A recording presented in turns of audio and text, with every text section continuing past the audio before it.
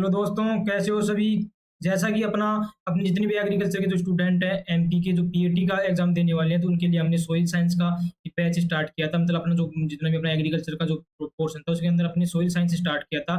उसी साथ में आज का जो लेक्चर अपन जो पढ़ने जा रहे हैं, लेक्चर नंबर 16, ये चल रहा है अपना खाद एवं उर्वरक के ऊपर। जो खाद और उर्वरक पढ़ाने से पहले मैं आपको पढ़ा रहा था पोषक तत्व, ठीक है? तो पोषक तत्व के अपने स्टार्टिंग के 2 लेक्चर हो चुके हैं। आज का जो अपना पोषक तत्व का लेक्चर नंबर 3 होने वाला है, जिसके अंदर अपन आज पोषक तत्व को कंप्लीट कर देंगे, ठीक है? यदि कोई स्टूडेंट फर्स्ट टाइम यदि हमारे चैनल के ऊपर है, तो आप जाकर के प्लीज़ पहले वाली वीडियो देख लीजिए और हमारे साथ जुड़ सकते हो। आपको यदि कंटेंट पसंद आता है, तो उसके बाद आप लोग रेगुलर जुड़ सकते हो। अपने दोस्त वगैरह को ज़्यादा से ज़्यादा शेयर कीजिए, ताकि हमारे को मोटिवेशन मिले कि हम आपके लिए जो मेहनत कर रहे हैं, वो आप तक सब तक पहुँच रही है, नहीं पहुँच रही है, ठीक है? और भी आपके लिए यहाँ पर मैं टाइम टाइम एग्रीकल्चर से रिलेटेड अपडेट लेकर आता रहता हूँ। जैसे आप यूजी के अंदर जाओगे, आप यूजी के अंदर जैसे 4th ईयर डिग्री जाओगे, तो उस टाइम तक भी आपको बहुत सारी मैं कोर्स वगैरह के यहाँ पर फ्री ऑफ कॉस्ट में आपको यहाँ पर सीरीज पढ़ाता रहता हूँ, जिसके अंदर सोइल साइंस का फंडामेंटल बैच ही मैंने आपका जो 4 साल यूजी में आप कंप्लीट पढ़ने वाले हो, वो मैंने पढ़ा दिया है। आप जाकर के एक बार चैनल के ऊपर देख सकते हो, उसके बाद आप लोग जुड़ सकते हो हमारे साथ, ठीक है? तो चलते हैं आज के टॉपिक के ऊपर। आज का टॉपिक जो अपना है, आज का टॉपिक अपना पोषक तत्वों का टॉपिक है। और पोषक तत्वों का टॉपिक अपने लास्ट टाइम पढ़ लिया था दोस्तों, कि अपने 2 टॉपिक पढ़े थे। पोषक तत्व क्या थे, उसके बाद अपने उसका क्लासिफिकेशन पढ़ लिया था, ठीक है? कौन-कौन से तत्व जो होते हैं, जिनको अपन आवश्यक तत्व बोलते हैं, ठीक है? कौन से तत्व थे जिनको अपन बेनिफिशियरी तत्व बोल रहे थे, मतलब लाभदायक तत्व बोल रहे थे। उसी के साथ में आपको मैंने बिल्कुल सिस्टमैटिक तरीके से बिल्कुल समझाया था। उसके बाद में अपन आज जो लास्ट लेक्चर नंबर अपना 2 नंबर के जो लेक्चर में अपन बात किए थे, तो 2 नंबर के लेक्चर में अपन ने बात किया था कि हमारे जो पोषक तत्व है सर, जैसे उनकी उनकी कमी से क्या हो जाता है और कौन से ऐसे कार्य करते हैं हमारे इसके अंदर, किसके अंदर, प्लांट के अंदर, जिसकी कमी होती है, तो हम उसको पहचान सकें और एज हम फार्मर को भी हम बता सकें कि आपके इसमें जो न्यूट्रिएंट जो अपनी सोइल है, अपनी जो मृदा है, इसके अंदर आपको इस पोषक तत्व की कमी है, और इस पोषक पोषक तत्व की कमी होने की वजह से आपकी जो फसल होती है, आपके जो प्लांट हो, जो आपके जो पादप है, उनके अंदर ये प्रॉब्लम देखने को यहाँ पर मिल रही है। क्योंकि हर टाइम आप टेस्ट वगैरह भी कोई अलग-अलग बीमारी वगैरह होने से ही अपने प्लांट में अब जो लक्षण है वो नहीं देखे जाते। बहुत बार अपनी जो पोषक तत्व होते हैं, उन पोषक तत्वों की कमी देखने से भी अपने को लक्षण देखने को मिलते हैं, ठीक है? तो अपन ने लास्ट का जो लेक्चर अपना नंबर 2 हुआ था, उसके अंदर हमने एनपीके पढ़ लिया था। मतलब अपना नाइट्रोजन, फास्फोरस और पोटेशियम, जो अपने तीनों इम्पोर्टेंट अपने जो यहाँ पर थे, उनको अपन बात कर लिया था। तो आज के अपन बात करते हैं कैल्शियम। कैल्शियम बहुत इम्पोर्टेंट तत्व माना जाता है। अपने अपने लिए, ह्यूमन के लिए बात करें, तो ह्यूमन के लिए भी अपनी जो बोन्स होती हैं, किससे बनी होती है? कैल्शियम से बनी होती है। तो ऐसे ही अपना जो कोशिका का संरचना है, विभाजन का काम करता है, उसके अंदर भी कोशिका संरचना, मतलब कोशिका जो होती है अपनी प्लांट के अंदर, जो सेल पाई जाती है, उनका संरचना का मतलब उनका स्ट्रक्चर, जैसे अपने अंदर स्ट्रक्चर का फॉर्मेशन कौन करती है? बोन करती है, बोन में अपना स्ट्रक्चर, तो वैसे ही कोशिका जो होती है, उनकी संरचना का और विभाजन का, जब इनका विभाजन होता है, डिवीजन होता है, तो उनके निर्माण की बात करें, तो वहाँ पर कौन करता है? यहाँ पर किसकी सहायता होती है? कैल्शियम की। तो आपने देखा होगा, आपने पढ़ा होगा बायोलॉजी के अंदर, ये आपने पढ़ा होगा अपनी जो ठीक है, प्लांट सेल होती है। इस प्लांट सेल के बारे में आपको 2 लेयर पढ़ी होगी। आपने एक पढ़ी होगी कोशिका भित्ति, मतलब जो सेल वॉल होती है, कोशिका भित्ति जो होती है, ठीक है? सेल वॉल होती है, ये सेल वॉल भी बहुत कैल्शियम से बनी रहती है, ठीक है? जितनी भी अपनी सेल होती है, कितनी भी सेल हो, सबकी सेल वॉल के ऊपर की जो भाग होता है, जिसका जो अपना संरचना बनाती है, स्ट्रक्चर बनाती है, वो सब किसकी बनी होती है यहाँ पर दोस्तों? कैल्शियम की बनी होती है। उसी साथ में दलहनी फसलें होती हैं, उसमें प्रोटीन का निर्माण करने का जो काम करता है, वो कौन करता है? अपना कैल्शियम करता है, ठीक है? यदि कैल्शियम की कमी हो जाएगी, तो सीधी-सी बात है, प्रोटीन निर्माण वगैरह नहीं होगा, और प्रोटीन निर्माण नहीं होगा, दलहनी फसलें होती हैं, दलहनी फसल मतलब दाल वाली जो फसलें होती हैं, वो किस लिए मानी जाती हैं? क्योंकि उनके अंदर प्रोटीन परसेंटेज ज़्यादा होता है, और जब प्रोटीन परसेंटेज ज़्यादा होता है, वो किसकी वजह से होता है? यहाँ पर अपनी कैल्शियम की वजह से यहाँ पर देखने को मिलता है। इतना क्लियर हुआ। अब इसकी कमी की बात कर लेते हैं कि सर इसकी कमी से क्या-क्या होता है? तो कमी से सबसे पहले तो हरी मीनता, मतलब क्लोरोसिस, मतलब थोड़ा क्लोरोसिस हो जाना, मतलब उनका झुलसा, अपने जो पत्ती होती है वो पीली पड़ जाती है, पीली पड़ना या मुरझा जाती है, मतलब हल्का-हल्का ब्राउनिश कलर की पत्ती वगैरह हो जाती है। तो ये सब प्रॉब्लम किसकी वजह से देखते हैं? बहुत सारे न्यूट्रिएंट्स की बहुत सारे न्यूट्रिएंट्स की वजह से देखने को मिलती है अपने को हरी मीनता। लेकिन मेन इसका बात करें, तो इसकी मेन जो होती है, कलिकाएँ सूख जाती हैं। जो बड्स होती हैं, बड्स जैसे आपको ऊपर देखने को मिलती है, ये अपना प्लांट है। प्लांट तो कलिका आपको टॉप के ऊपर देखने को मिलेंगी। आपको मैंने लास्ट क्लास के अंदर भी पढ़ाया था, जो अपना कैल्शियम था। कैल्शियम क्या था अपना? ये अपना एक प्रकार का गतिशील तत्व था, सॉरी, ठीक है? किस-किस की बात किया था अपने बोरोन की और कैल्शियम की, और बोरोन की और कैल्शियम की डेफिशिएंसी अपने को कहाँ देखने को मिल रही थी दोस्तों? कलिकाओं के अंदर। क्यों देखने को मिल रही थी? सर ये अगतिशील तत्व होते हैं, हमारे हमारे प्लांट के अंदर अगतिशील तत्व होने की वजह से ये कलिकाओं तक नहीं पहुँच पा रहे थे, ठीक है? तो कलिकाओं तक नहीं पहुँच पाएँगे तो अपनी कलिकाएँ क्या हो जाती हैं? सूख जाती हैं। किसकी वजह से? कैल्शियम की कमी की वजह से। उसके साथ में 2 इम्पोर्टेंट और आपको ये याद रखना है, एक कलिका वाला तो याद रखना है, उसी साथ में टमाटर के अंदर ब्लॉसम एंड रूट, मतलब ये अपना टमाटर है, ठीक है? तो टमाटर की ये डंठल लगा रहता है यहाँ पर, तो यहाँ से ये गलने लग जाता है यहाँ से। ब्लॉसम एंड रूट की जो प्रॉब्लम देखने को मिलती है टमाटर के अंदर। उसके साथ सेब की बात करें, सेब के अंदर देखने को तो ये बिटर पिट नामक की जो बीमारी होती है, ये अपने को इसके अंदर देखने को मिलती है दोस्तों, सेब के अंदर देखने को मिलती है, ठीक है? तो ये अपनी कमी की वजह से होगा। कमी का आपने बता दिया, हरिमीनता तो बहुत सारे अपने न्यूट्रिएंट्स आगे मैं और भी पढ़ाऊँगा आपको, उनकी वजह से भी देखने को मिलती है। लेकिन मेन जो कमी के लक्षण जो होते हैं वो क्या होता है? कलिकाएँ सूखना। ये कलिकाएँ सूखने को अपने को देखा, जैसे ब्लैक ब्लैक सूखी-सूखी अपनी जो बड्स हो जाती हैं, ऊपर की जो टहनियाँ और ब्रांचेज़ का जो लास्ट एंडिंग हो जाता है, जो लास्ट एंड होता है ना, जहाँ पर अपनी बड्स पाई जाती है, कलिका जो पाई जाती है, वो क्या हो जाती है? यहाँ पर सूख जाती है, ठीक है? काली पड़ जाती है, यहाँ पर ब्लैक हो जाती है, ठीक है? तो ये जो लक्षण देखने को मिलता है अपने को किसकी वजह से देखने को मिलता है? कैल्शियम की वजह से यहाँ पर देखने को मिलता है। उसी साथ में सेब की बात कर लिया, टमाटर के अंदर ब्लूसम एंड रोट की बात कर लिया, सेब के अंदर पीटर पिट की बात कर लिया अपन ने, ठीक है? और इस कोशिका संरचना के अंदर उसी साथ में दलहनी फसलों में प्रोटीन निर्माण के लिए जो आवश्यक होता है, कौन होता है दोस्तों? कैल्शियम होता है। नेक्स्ट बात करते हैं अपने मैग्नीशियम। मैग्नीशियम का आपको सबको पता है कि अपने बहुत इंपॉर्टेंट तत्व होता है किसके लिए? क्लोरोफिल के लिए।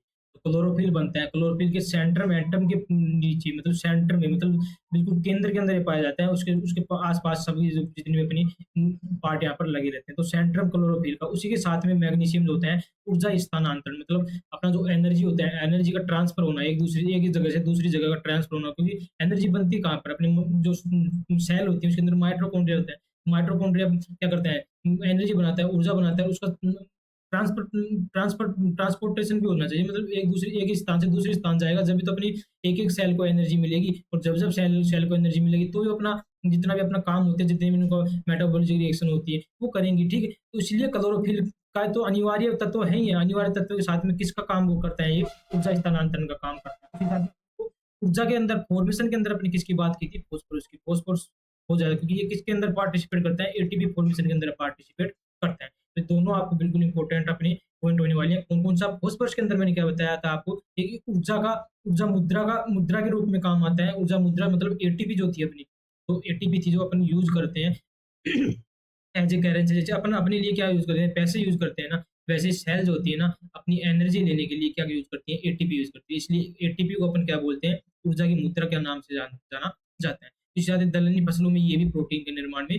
सहायक यहाँ पर होता है, ठीक है? इतना अपन ने बात कर लिया कैल्शियम, मैग्नीशियम की। अब इसके कमी के लक्षण की बात कर लेते हैं, कि सर कौन से लक्षण होते हैं? तो क्लोरोसिस इसके अंदर भी आपको देखने को मिलता है। उसके साथ में दलहनी फसलें जो होती हैं, उनकी पत्तियों में पीले धब्बे अपने को दिखाई देते हैं। जैसे आपने देखा होगा, जो अपनी मूँगफली वगैरह होती है, अपना जो ग्राउंडनट होता है, मूँगफली, उनकी जो पत्तियाँ वगैरह होती हैं, उनके ऊपर आपको येलो-येलो स्पॉटेड दिखाई देंगे छोटे-छोटे। वो किसकी वजह से देखने को मिलती है अपने को? मैग्नीशियम की वजह से यहाँ पर देखने को मिलते हैं। ठीक है? तो आपने 2 इम्पोर्टेंट तत्व पढ़ लिया, कैल्शियम एंड मैग्नीशियम, जिसके अंदर आपको इम्पोर्टेंट जो लाइन याद रखनी थी दोस्तों, जो अपने को कैल्शियम के अंदर आपको याद रखनी थी कि सर ये क्या करता है? कोशिका संरचना का निर्माण करता है सर। कोशिका संरचना के निर्माण के साथ इसकी कमी की आपको बताया था मैंने कि कलिकाएँ सूख जाती हैं इसकी वजह से, ठीक है? उसके बाद अपना इम्पोर्टेंट नेक्स्ट बताया आपको मैग्नीशियम। तो मैग्नीशियम क्लोरोफिल के निर्माण में तो सहायक होता ही होता है सर, उसके साथ में क्या करता है? ऊर्जा का भी स्थानांतरण यहाँ पर करता है, ठीक है? उसके बाद बात करते हैं गंधक या सल्फर की।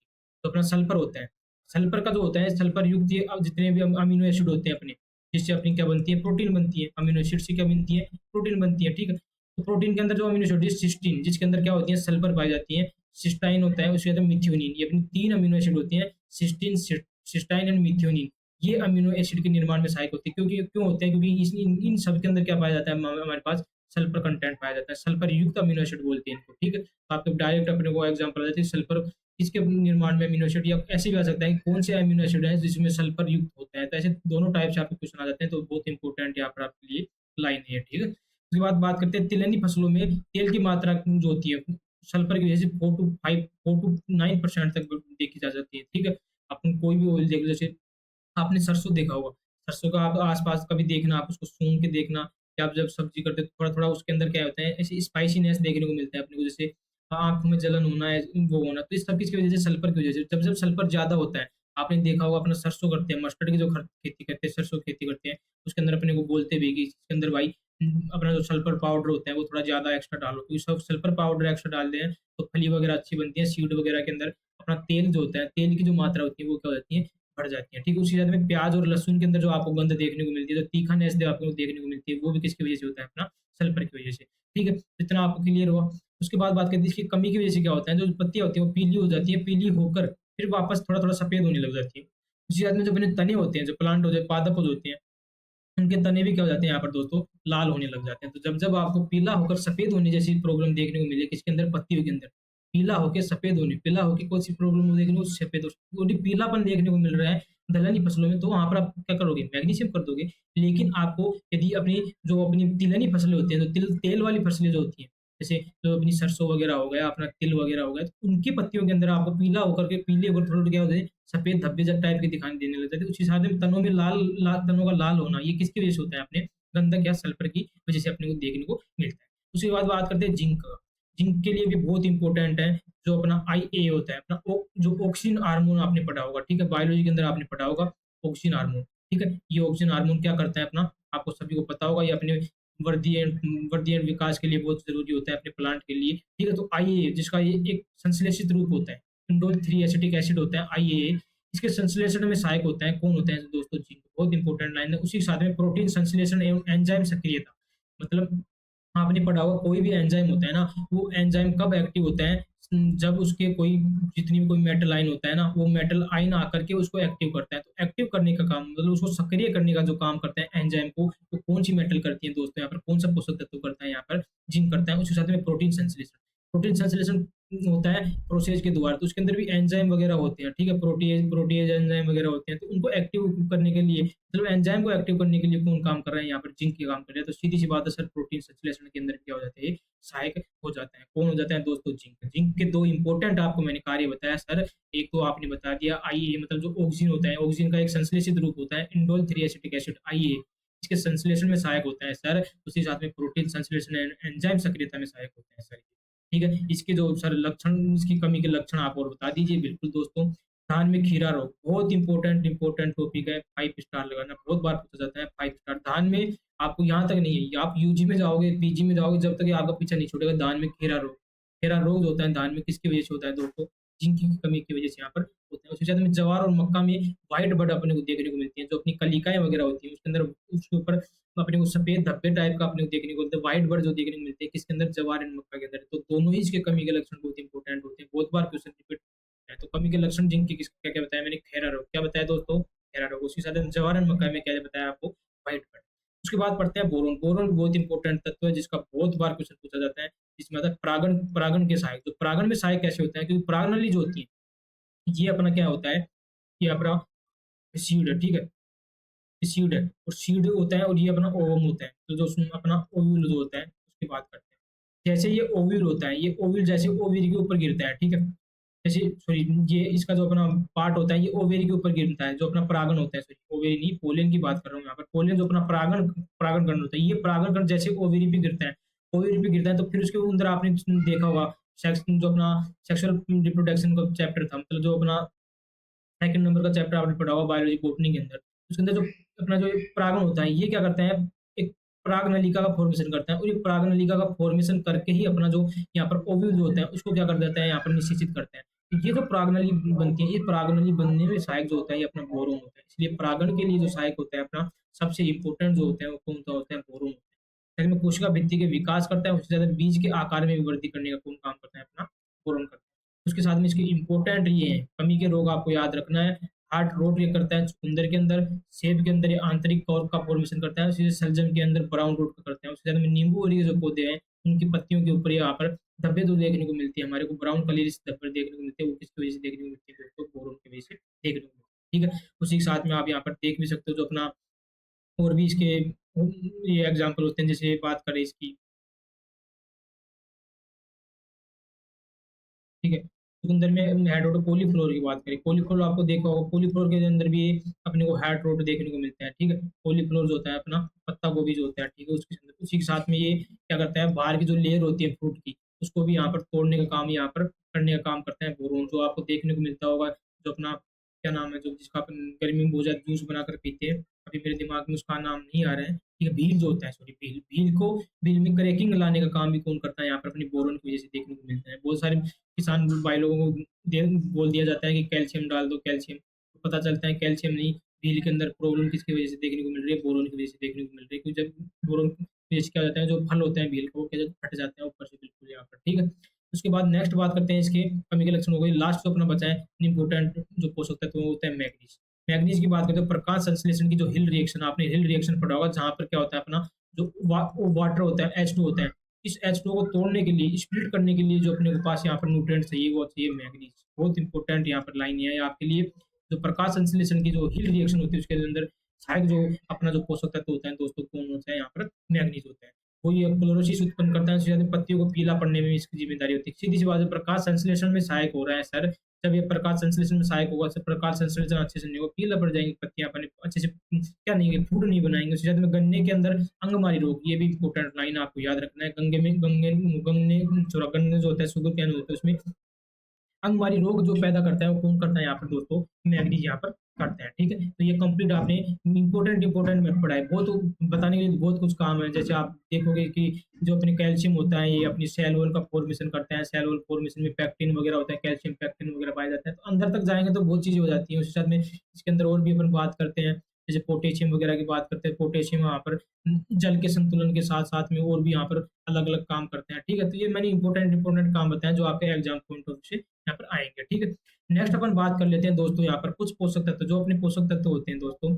ये पोषक तत्व आपने देखा होगा, ये पोषक तत्व जो अपने प्लांट होता है, ये अपने प्लांट है, इसकी रूट है प्लांट की। ठीक है, तो ये प्लांट की जो रूट है, यहाँ पर जो पोषक तत्व पड़े हैं, ये पोषक तत्वों को अपना जो प्लांट होता है हमेशा क्या करता है, आयनिक फॉर्म में लेते हैं दोस्तों। ठीक है, किसकी फॉर्म में लेते हैं, आयनिक, मतलब जो आयन की फॉर्म में होते हैं, जब वो आयन की फॉर्म में ही क्या करता है, टेक करता है। और जो आयनिक फॉर्म होती है ये किसके ऊपर पड़ी थी, जो यहाँ पर सोइल के पार्टिकल्स है, इन सोइल के पार्टिकल्स के ऊपर ये तो अपने क्या हो जाते हैं, ये अपने जितने पोषक तत्व ये बैठे रहते हैं, और इन सोइल के पार्टिकल्स के आयनिक फॉर्म में ही इनका अवशोषण कौन करती है, अपनी रूट करती है। तो रूट करती है आयनिक फॉर्म में। तो जितने भी अपने अलग अलग है, जिसके अंदर यहाँ पर जो अपन बात कर रहे हैं, इसके अंदर अपन बात कर रहे हैं एकल आयन की फॉर्म। ठीक है, एकल आयन का मतलब क्या होगा, मतलब कंबाइंड रूप में नहीं है, सिंगल फॉर्म में हमारा। जैसे यहाँ पर अपन पोटेशियम है, तो पोटेशियम अपना K+ के फॉर्म में मतलब अवशोषित करता है, या मतलब कंबाइंड फॉर्म में, मतलब जैसे किस फॉर्म में और पाया जाता है, KO2 फॉर्म में पाया जाता है, K2O2 फॉर्म में हमारे को देखने को मिलता है। तो अदर फॉर्म में भी यहाँ पर देखने को मिलता है। ऐसे जैसे कैल्शियम होता है, कैल्शियम सल्फेट मतलब आयनिक फॉर्म में भी अपने को, आयन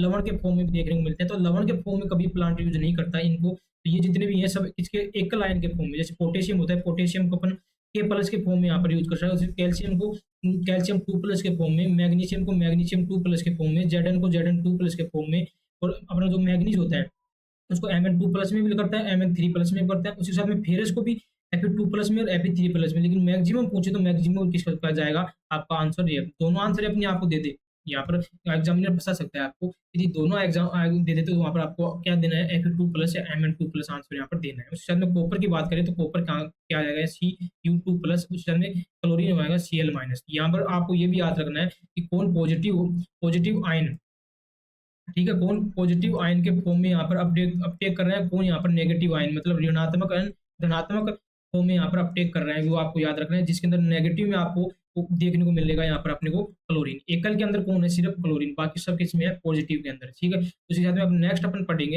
ये आपको याद हो गए, एक बार रिवाइज कर लेते हैं। तो पोटेशियम होता है किसके फॉर्म में, K+, कैल्शियम किसकी फॉर्म में, कैल्शियम 2+ की फॉर्म में, मैग्नीशियम किसकी फॉर्म में, मैग्नीशियम 2+ की फॉर्म में, जिंक होता है Zn2+ की फॉर्म में, मैग्नीज होता है मैग्नीज Zn2+ की, मैग्नीज दोनों बिल्कुल प्रॉपर याद रखना है। मैग्नीज Mn3+ में भी यूज कर सकते हैं। तो मैं फेरस Fe2+ में भी, Fe3+ मतलब फेरस एंड फेरिक दोनों ही फॉर्म में अपन यहाँ पर प्लांट इसको अवशोषित कर लेता है। कैल्शियम 2+ की फॉर्म में, क्लोरीन Cl- की फॉर्म में। ठीक है, इतना आपको क्लियर होगा दोस्तों।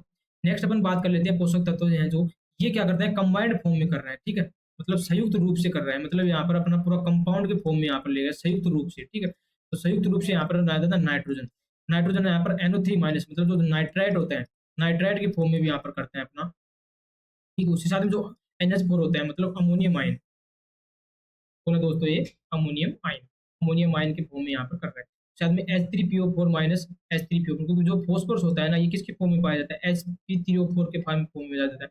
जैसे आप इसका एक हाइड्रोजन रिमूव कर दोगे तो एक माइनस आ जाएगा, यहाँ से 2 हाइड्रोजन रिमूव कर दोगे तो क्या आ जाएगा, 2 माइनस आ जाएगा। 2 हाइड्रोजन रिमूव करेंगे तो यहाँ पर एक ही बचेगा, ठीक है? ये होगा HPO4 2 माइनस और ये होगा H2PO4 2, ठीक है? ये वाला करेक्शन कर लेना थोड़ा। मतलब SO4 होता है SO4 2 माइनस, क्योंकि जो SO4 होता है किसकी फॉर्म में आपको देखने को मिलता है? H2SO4 की फॉर्म में, एसिड की फॉर्म में। H3 ये बोरिक एसिड, ये आपको बिल्कुल याद रखना है। एक मात्र ऐसा ऐसा एलिमेंट है जिसको अपना न्यूट्रल फॉर्म में भी, मतलब अपना जो उदासीन जो अवस्था होती है उसके अंदर भी ये क्या करते हैं, अवशोषित करता है अपना प्लांट। उदासीन रूप के अंदर भी एक मात्र यहाँ पर आपको देखने को मिलेगा, इसको स्टार मार्क करके याद रख लेना। एक मात्र जो बोरोन होता है H3PO3 मैक्सिमम इसको इस फॉर्म में यूज करता है। उसके साथ में HBO3 2 माइनस, मतलब 2 हाइड्रोजन रिमूव कर दिया तो ये बच गया 2 माइनस आ गया। एक हाइड्रोजन कर दिया तो 1 माइनस, तो H2BO फिर अपने तीनों यहाँ पर अलग फॉर्म में यहाँ पर, मतलब B4O7 माइनस के फॉर्म में। उसके बाद Ml मतलब M मतलब मोलिब्डेनम।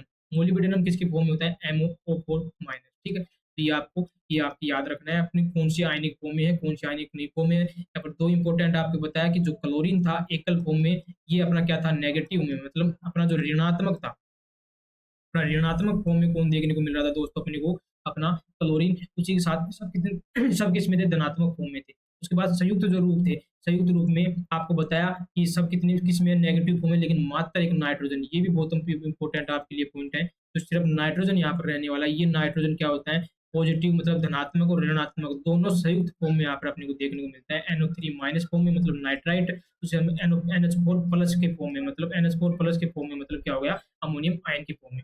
बाकी जितने भी सर हमारे संयुक्त रूप थे वो सब किसमें थे? ऋणात्मक रूप में हमारा प्लांट अवशोषित कर रहा था, ठीक है? तो ये अपना प्रो कंप्लीट यहाँ पर लेक्चर होता है। यदि आपको कुछ डाउट होता है तो आप मेरे को ज़रूर कमेंट्स में बोल दीजिए करें, ठीक है? और अपने ज़्यादा से ज़्यादा दोस्तों को शेयर कीजिए। यदि वीडियो पसंद आए तो लाइक कीजिए। आप बहुत कंजूसी करते हो, लाइक नहीं करते हो, ठीक है? और अपना नेक्स्ट लेक्चर हो यहाँ पर होगा अपना जो फर्टिलाइज़र की बात करेंगे, ठीक है दोस्तों? इसकी बात करेंगे, फर्टिलाइज़र की बात करेंगे, जो लेक्चर नंबर अपना 17 होगा, ठीक है? जब तक आपका एग्ज़ाम होगा, मैं बहुत ज़्यादा से ज़्यादा आपको लेक्चर देने की कोशिश करूँगा। पूरा प्लेलिस्ट आपके लिए बना दिया हूँ, ठीक है? आपको दिक्कत नहीं है, आप रिवीज़न कर सकते हो बहुत फ़ास्ट-फ़ास्ट। खाना खाते टाइम, इधर-उधर घूमते टाइम, जब फ्रेश-व्रेश हो रहे हो, कोलगेट कर रहे हो, तुरंत फ़ोन में लगा लिया, रिवीज़न कर लिया, फटाफट से रिवीज़न करवा दिया बहुत फ़ास्ट। आपके लिए बहुत इंपॉर्टेंट सीरीज़ रहने वाली है। ज़्यादा से ज़्यादा मैक्सिमम मैं यहाँ पर वीडियो लेकर आता रहूँगी। वो जब भी लेकर आऊँगा जब आप लोग सपोर्ट करोगे, क्योंकि आप लोगों की तरफ से कोई सपोर्ट नहीं मिल रहा है मेरे को, ठीक है? और भी आपको काउंसलिंग तक बिल्कुल प्रॉपर अपडेट देता रहूँगा। यहाँ तक नहीं, आप हायर स्टडीज़ तक जाओगे, वहाँ तक आपका बिल्कुल मैं साथ दूँगा। जैसा भी आपको डाउट हो, कैसा भी कुछ भी प्रॉब्लम हो, मेरे से पूछ सकते हो, ठीक है? तो अपना मिलते हैं फिर लेक्चर नंबर 17 के अंदर, जो लेक्चर होगा अपना फर्टिलाइज़र के ऊपर, ठीक है?